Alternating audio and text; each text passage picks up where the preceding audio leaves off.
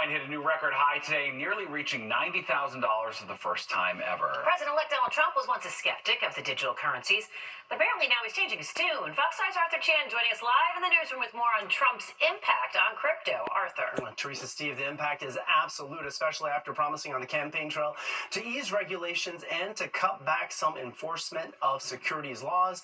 While crypto experts right now are trying to figure out where the sudden influx of cash is coming from, they don't think it's inside the U.S. Nonetheless, the fact that cryptocurrencies have shot up at this point is undeniable. Just how well is Bitcoin doing? Well, you don't have to be an expert with graphs to see. It's doing pretty well, setting a new high. Cryptocurrencies as a whole have skyrocketed since Donald Trump's victory on election night, nearing the meteoric rise for stocks. Also, since last Tuesday. Nicholas D. is managing editor of global policy and regulation at CoinDesk. We're just seeing Bitcoin break its record all-time highs over the last couple days.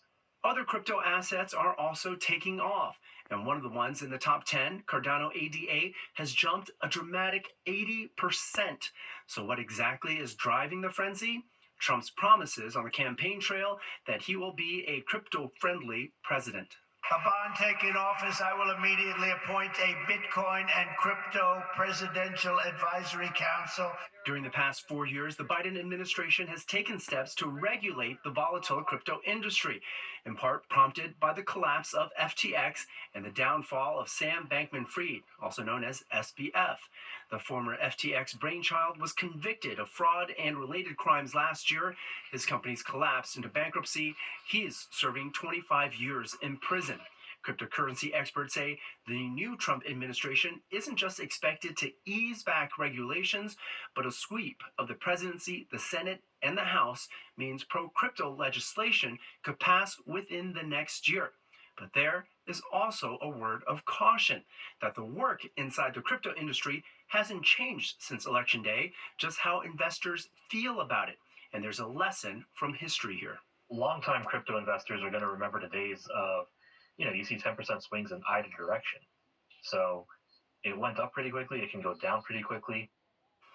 If or when, rather, regulations in the crypto industry are rolled back, our expert says we would be smart to be wary of any companies that make really big promises. And worth repeating the caution, never invest more than you can afford to lose. In the newsroom, Arthur Chan, Fox 5 News. Steve, back to you. Yeah, well said. All right, thanks, Arthur. Well, a massive drone strike has rattled Moscow and its suburbs, injuring several people and temporarily halting traffic at some of Russia's busiest airports. This as a huge nighttime wave of Russian drones targeted Ukraine. Russia's defense ministry said Sunday a total of 50 drones were shot down overnight over the country, including 34 over Moscow's outskirts. Israel's military said nearly 200 rockets were fired from Lebanon into Israel today. Officials say most of them were intercepted. 4 people were hurt.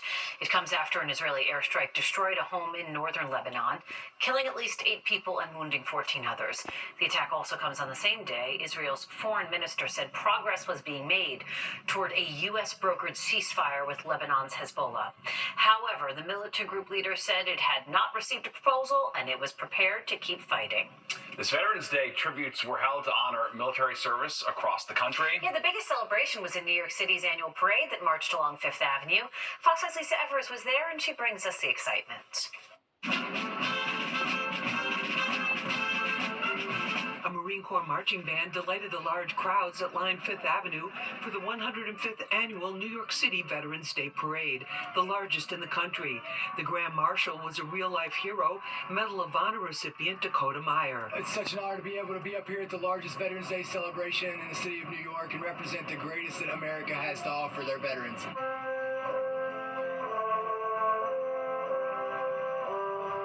Right before the parade, there was a wreath-laying ceremony honoring military service members who made the ultimate sacrifice, giving their lives for our country. I used to march up here a long time ago, but I'm in Florida now, and I'm glad I made it back to see this, and I really appreciate this. I'm honored to be here, and I just hope this day's never forgotten.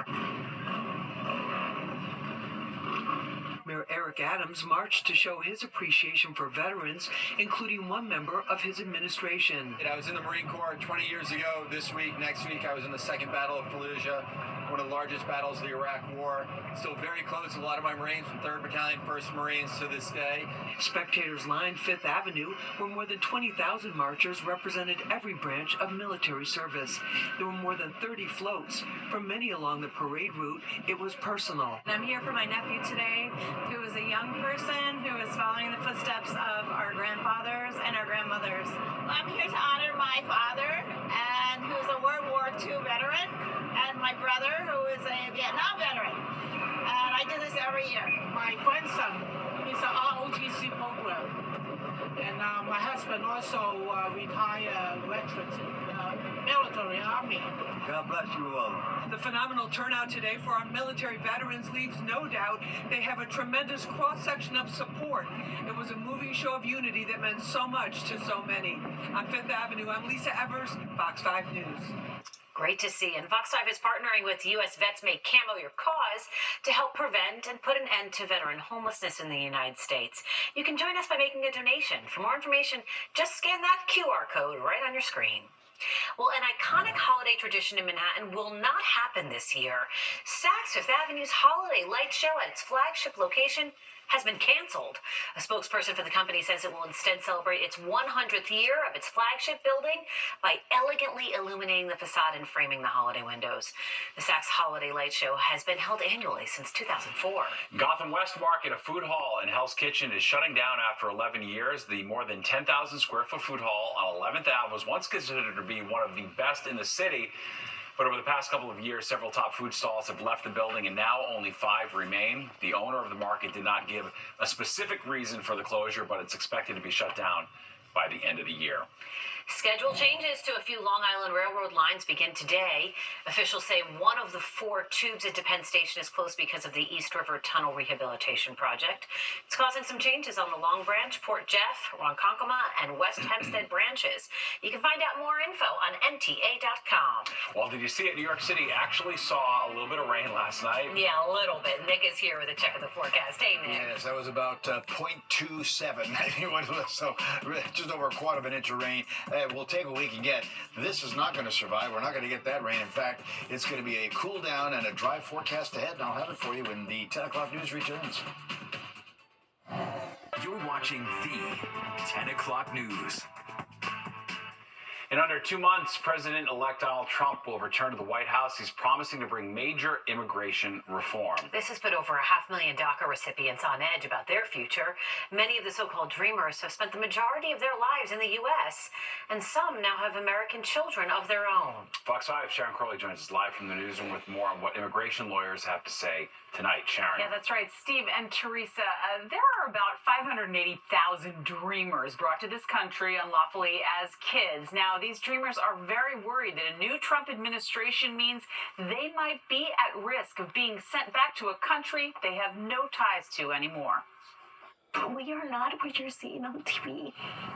We are people who have been living here for over 10 years who call Arizona home. Raina Montoya is one of more than 500,000 so-called dreamers. She's very concerned President-elect Donald Trump will keep his campaign promise to begin mass deportations and that it will include dreamers. Day one of my new administration, we will begin the largest deportation operation in American history. The Deferred Action for Childhood Arrivals, or DACA, is an Obama-era program.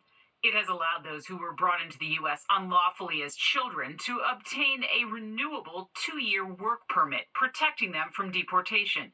During his first term, Trump tried and failed to end DACA. It's not clear what a second Trump administration would do about dreamers. This program itself may end, but that doesn't mean a person is subject to deportation. Professor Lenny Benson teaches immigration law at New York Law School. She says dreamers with a criminal record should be the most concerned about being deported.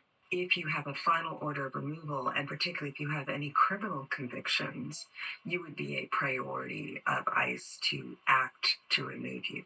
She does advise all dreamers to get professional legal advice now ahead of Trump's inauguration. Just being someone who's received DACA, and it's about 565,000 current people, it's too large of a group to immediately act because most of those people don't have orders. So they would have to be added to the immigration court backlog, which right now is at 3.6 million cases. So they would not be a priority to immediately remove. So people who apply for DACA, they have to state on their application that they are in this country unlawfully, and the government would be able to know exactly where they live. They'd have all that information, hypothetically, if they were going to deport Dreamers. It's just one of many concerns, Teresa, have that these young people who are now adults, as you said, with children of their own, are concerned about a new Trump administration. We'll see what happens. Sharon, thank you.